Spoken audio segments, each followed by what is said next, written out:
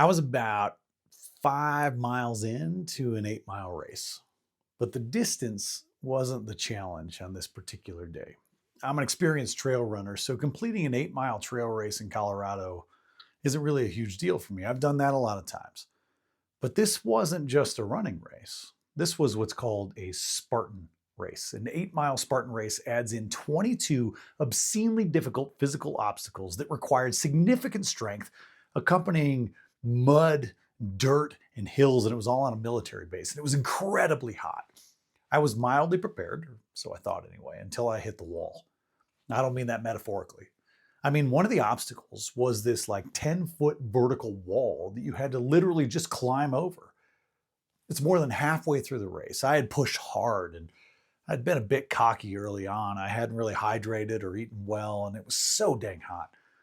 As I approached the wall, I didn't think anything was wrong.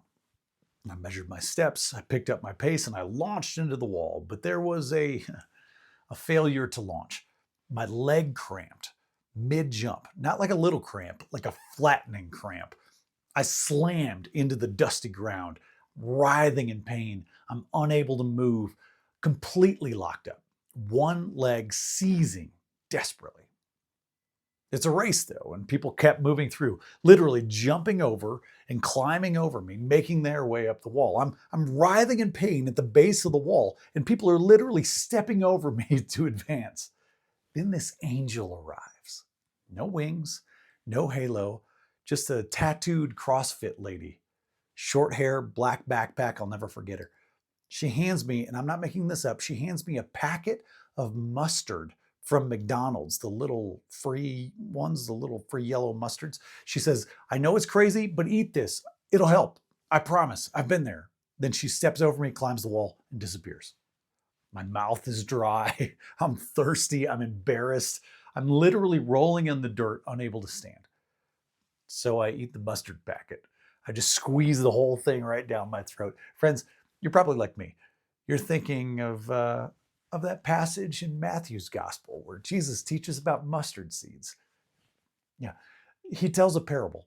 The kingdom of heaven is like a mustard seed, he says, which a man took and planted in his field. Though it is the smallest of all the seeds, yet when it grows, it is the largest of garden plants and becomes a tree so that the birds can come and perch in its branches. Later in Matthew's gospel, Jesus returns to the mustard seed metaphor. Truly, I tell you, if you have faith as small as a mustard seed, you can say to this mountain, move from here to there, and it will move. Nothing will be impossible for you.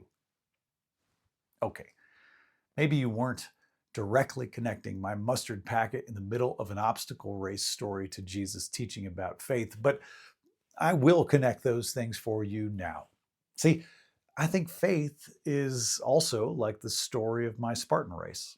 It's a parable in itself, I think. When you're writhing in pain and the world is crashing around you and people are literally stepping over your bruised, broken, and failed bodies, someone might show up with a mustard packet.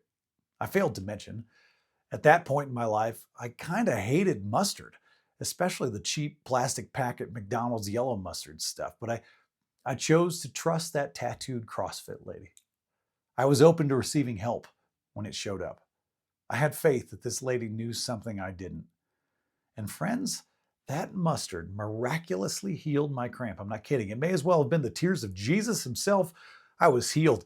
I got up, I climbed that wall, I finished that grueling race, and then I puked. But that's not the point. The point is that God showed up as a tattooed CrossFit lady with a packet of mustard she generously went out of her way to give me. I don't know how God works. I don't need to understand the details. I just need to trust God's reflection is shining light on me when I need it.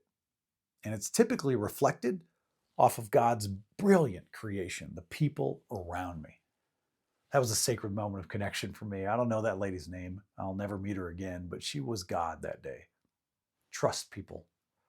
Believe in the best in them. See that they probably have your best interests at heart. They might be God showing up for you today, mustard in hand, ready to prove to you that miracles can come true. Let me offer a short blessing for your week. God, help us trust each other. Help us have faith in each other. Help us see each person's brightest light and know that you are the source. And God, I know so many of us have been hurt, have been harmed, and have been disappointed by people over the course of our lives.